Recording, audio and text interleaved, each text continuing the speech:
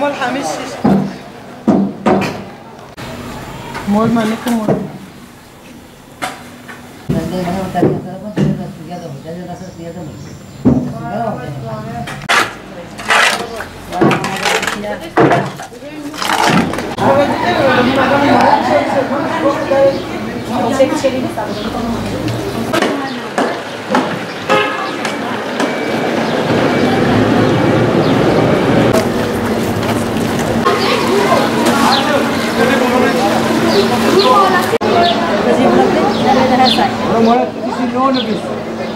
Yeterden aşağıya almak için.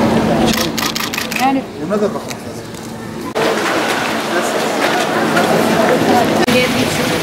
kendi de çok mağdur.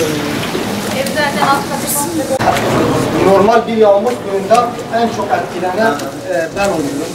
Sen Almayalım. almıyorum buraya.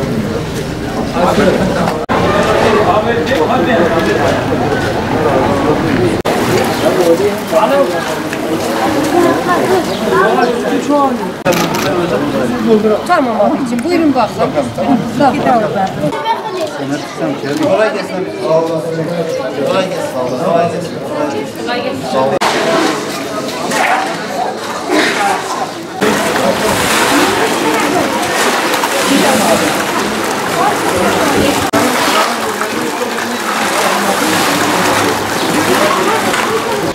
Öğleden sonra aniden başlayan yağışla Cizre'mizde biraz önce de söylediğim gibi ana arterler ilk başta doldu.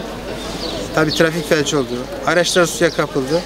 Ve bize gelen ihbarlarda bazı vatandaşlarımızın da suya kapıldı ama Allah'a hamdolsun hepsi kurtarıldı. Mahsur kalan vatandaşlarımız kurtarıldı. Evlerde sular tahliye ediliyor. Tahliye edilmeye devam edildi.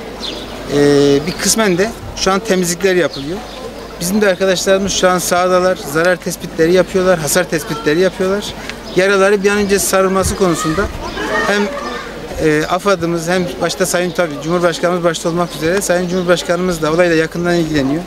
Dün gece kendisi bizlere gerekli talimatları verdi. İşin hem hızlandırılması hem vatandaşların yaralarının sarılması konusunda bir an önce elimizden gelen tüm gayreti arkadaşlarla sahada gösteriyoruz. Arkadaşlarımız AFAD yetkililerimiz, bizim özel idare ekiplerimiz, burada kaymakamlığımızın koordinasyonunda çalışan diğer tüm birimler, emniyetimiz, jandarmamız, herkes sahada. Herkes bu olayın, bu yaraların bir önce sarılması, bu olayın bir önce atlatılması, vatandaşlarımızın tekrar yaşamlarını rahat bir şekilde sürdürmesi konusunda elinden gelen tüm gayreti gösteriyor.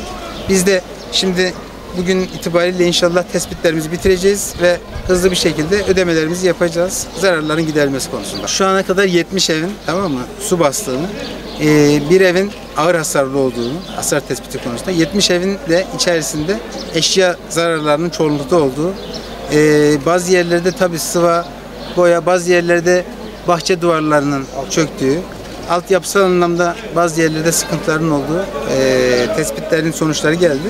Şimdi bununla ilgili planlamalarımızı yaptık. Hızlı bir şekilde hemen ödemelerimizi yapacağız. Yani bekletmeyeceğiz. İnsanların bir an önce, tamam mı, bu yaralarını saracağız. 6 araç ve 7 de iş, pardon, 7 iş yeri, 6 araç değil mi? Konusunda da bize ihbarlar geldi. Bu da tabii bu araçların önce sigorta kısmına ve acil giderilecek, yani zararların acil ödenmesi gereken kısmını biz gözden geçirip ödeyeceğiz arkadaşlar. Allah razı olsun. Geçmiş olsun.